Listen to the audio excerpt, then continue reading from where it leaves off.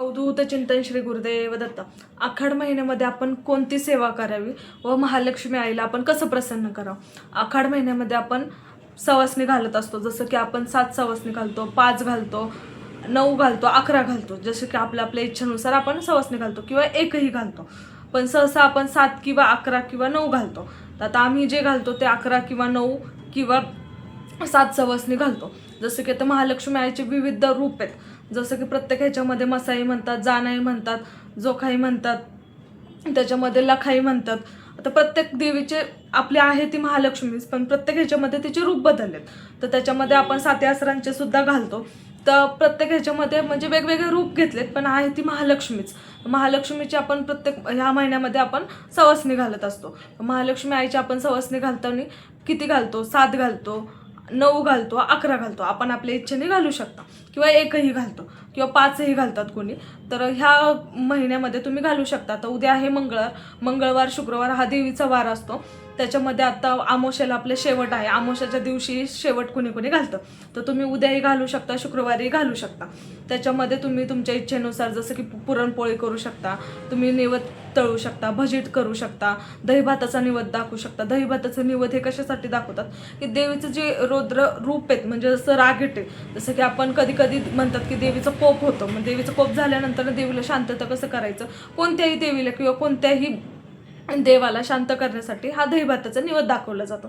दहीभाताचा निवद दाखवल्याने देवीचा राग शांत होतो. आता तुम्ही प्रत्येक कोणतेही तुमची देवते असेल किंवा देवी असेल, तुमच्या घरातली कोणतीही कुलदैवत, तर आता प्रत्येक गावामध्ये तर आपल्या असतातच महालक्ष्मी देवीचे, जसं की जानाई, जोखाई, मसाई, त्याच्यानंतर मरी आई असते.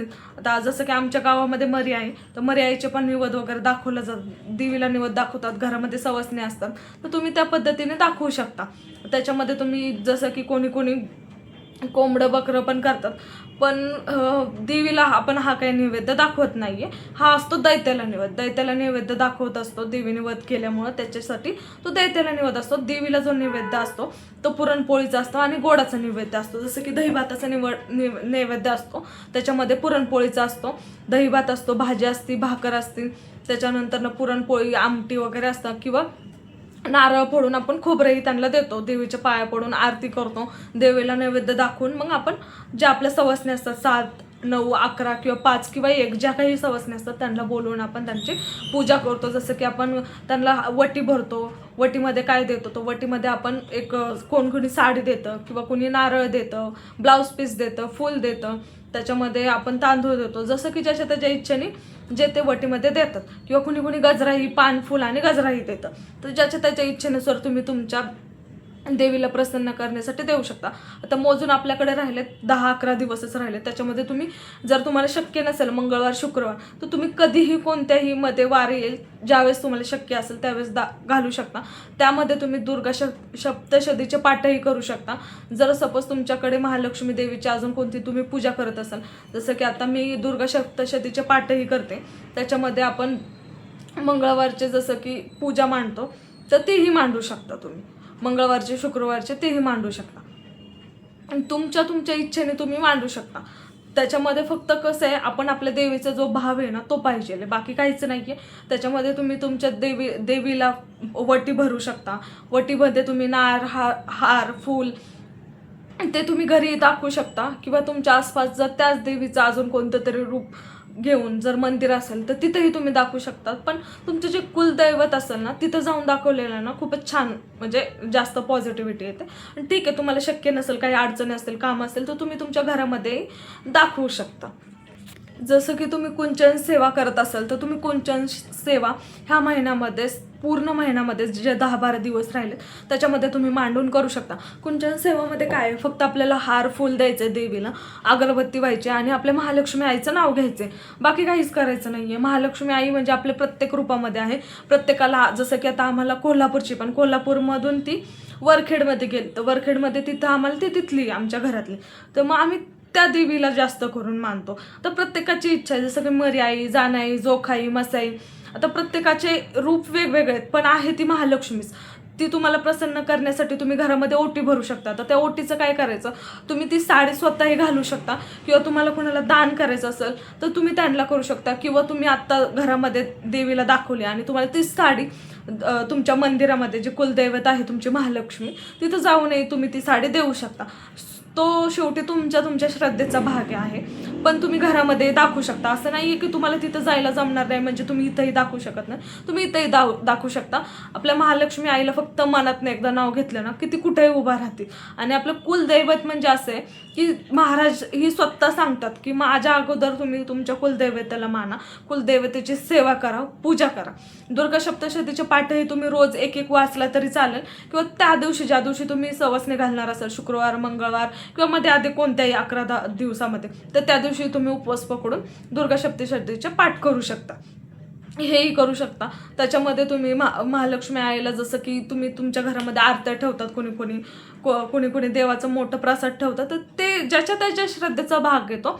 पण तुम्ही सवासणी वगैरे 1 घालू शकता, 5 घालू शकता, 7 घालू शकता, 11 घालू शकता, 9ही घालू शकता. तुम्ही तुमच्या ह्याच्यानुसार, शेवटी तो तुमच्या श्रद्धेचा पाठ आहे. पण आम्ही तर 9 किंवा 11च घालतो. आणि घरामध्ये प्रत्येकाला सपोज आता एखादी जर नाही झाली तर मग कधी कधी काय करतो, आम्ही ताट पुसतो. मग ते ताटच आम्ही देवापाशी ठेवून परतच आम्ही नैवेद्य ग्रहण करतो.